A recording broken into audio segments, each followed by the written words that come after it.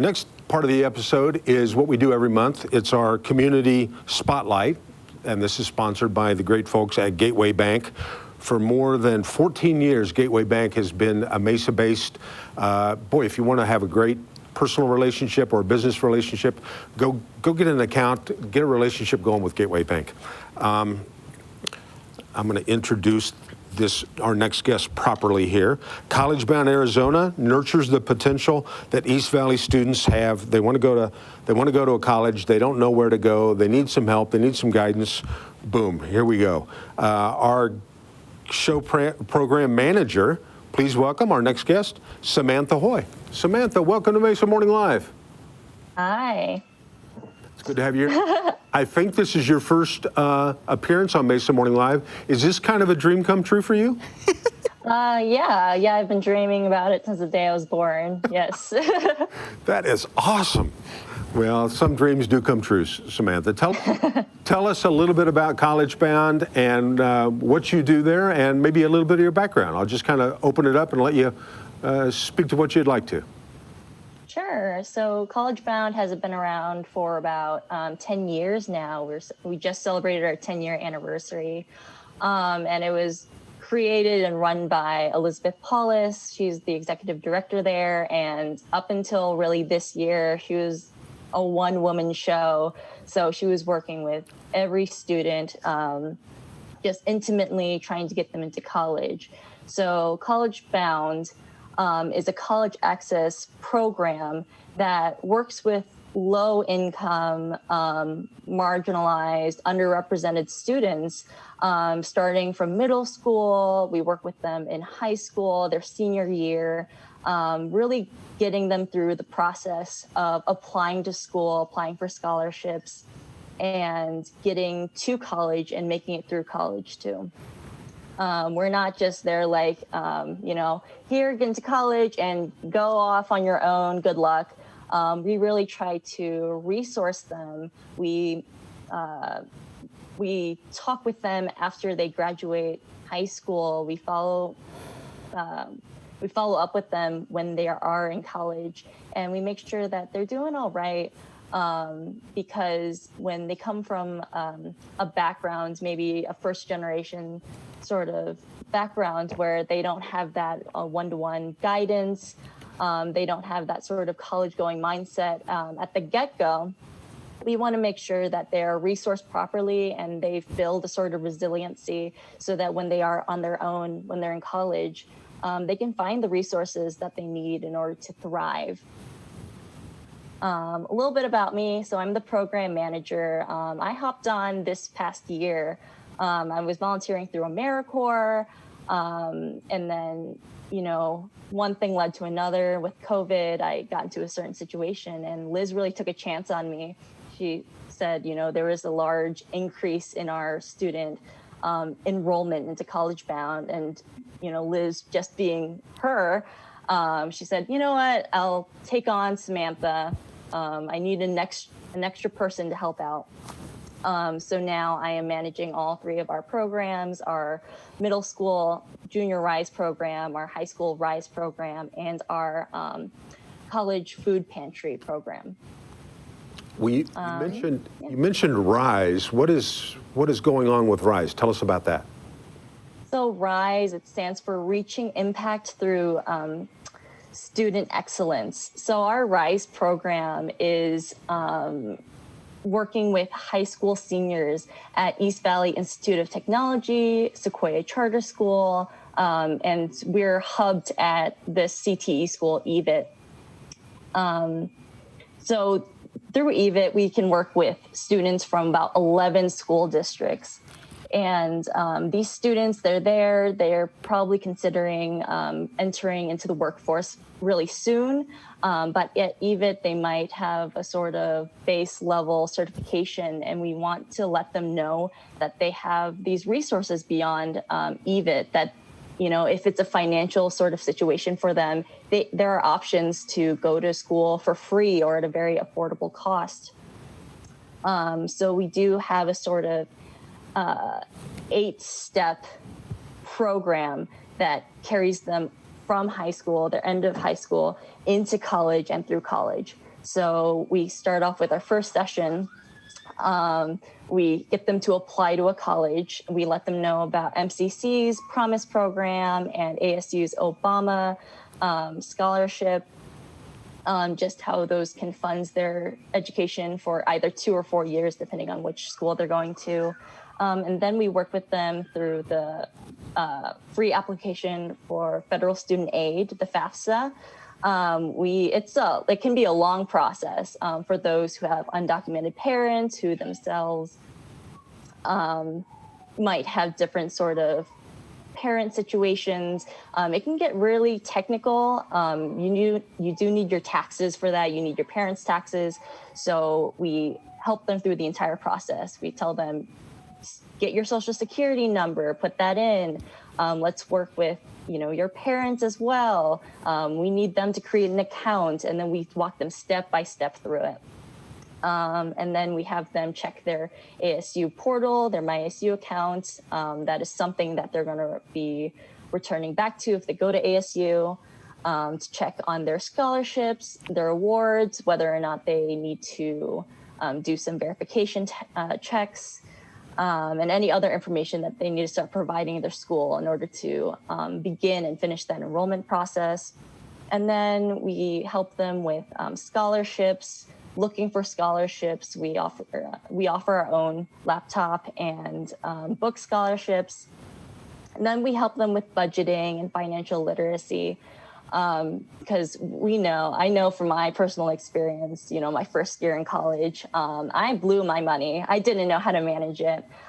So we really work with our students, and we let them know, even if you have scholarships, this is where you should think about where your money is going. There are like direct costs, indirect costs. There's money coming in and there's money going out. Let's make sure the money coming in is, above the money going out. And then we also work on their resumes, because most of our students are going to be working a part-time job while they are attending college in order to make ends meet. Yeah. That's awesome. How many students have you helped attend college? So this past year alone, about 300 students have applied to be a part of our program. So we are working with over 50% of EVIT's senior population. And that sort of whittles down as students sort of get a sense of what they want to do. Some of them are going straight into the workforce, so they maybe are no longer in need of our services. We do check in on them, but I am working intimately with about 200 students. I bother them. I email them all the time. I'm sending them chats to remind. And I see a lot of them maybe weekly or bi-weekly, just to make sure that they are really getting all of their applications in. At this point, we have sent about 500 students to college. And this year alone, we are sending another 200 students to college. Just the effects that COVID had, our population has increased by maybe 4 to 5 times. Because school counseling, it's all been transferred to an online platform. They've already had a bit of trouble contacting their high school counselors before, and now with everything being online, with things being a little bit more difficult, that home life, school dynamics have all kind of blended together. It's very hard for students to reach out to the counselors, or if they do, to have that sort of consistent communication with them so that the students get to where they want to be. Well, I know you mentioned technology and you've helped students with laptops. I think you have a story about helping out with seniors too. Would you like to share that with us?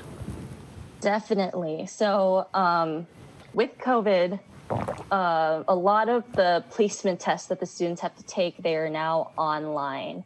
A lot of different assessments they have to take are now online, and the technology they have might not be compatible for the testing, the camera requirements that these new exams require. So we've made an effort in the past year, and then this year as well, to help supply our lowest SES, our most the students who are in the most need to have a laptop with all those compatibilities, with a good webcam, which can, you can take tests on. We're helping them, like, supply them laptops. So this year, we have received some funding from different grants, different individual donations, and now we have 35 laptops we can gift students this year. And we are still applying for more grants. We are still accepting donations to supply even more students with laptops. So we have about 60, a little bit over 60 students who do have an estimated family contribution of about $0. So it's these students we really want to hone in on and make sure that they are set to go to college. Because even if they receive this Obama award, right? So if you have a 3.0 GPA, if you are Pell eligible based on your FAFSA, if you have a family income of $42,400 and less, they can get the Obama scholarship, which is 4 years free tuition, housing, books, fees. But they're still, if they don't have a computer, how are they going to thrive in college? If they don't have a good enough computer, even without thinking about COVID, we are moving to a digital platform. All of our assignments are now online. Students have to learn how to navigate different portals. And so if you're not equipped with that sort of technology, it's very difficult to progress, even if you are given the funding in order to stay in college for 4 years. But you need that technology, those sort of tangible resources in order to thrive and stay in college. How do students find College Bound and get enrolled in the program? Yeah, so we work at EVIT and Sequoia. I believe we're trying to expand to different schools into the future. But right now, what we do is we are officed in EVIT's main campus in Mesa. So we send out announcements through their emails, through the school announcements, and we have them fill out an application form. This information gives us just a little bit of knowledge about them, make sure that their parents know that they're getting involved also. So yeah, we're mostly hubbed at EVIT. So we're mostly working with students who are at the CTE school. And just in the past year, we've kind of broadened our reach. So before we might have worked with students just in terms of ASU, but now we're working with students who want to go to BYU, who want to go to NAU, U of A. I know there might be some students who are interested in going to Harvard. We have a student going there. So with that sort of broad outreach and the support of EVIT and Sequoia Charter School, we're able to reach these 200 plus kids. That's great. Well, I know that you're doing great things. Boy, help these kids gain some technology skills, because if you don't, it's challenging as you get older and you don't know what you're doing. I'm the model student for that. I just got a MySpace account. So, feeling pretty good about that. Samantha Hui, thank you for taking time out of your busy schedule, and keep up the good work. And we expect a lot of great things out of College Bound in the future. Thank you. Thank you. Good to have you here.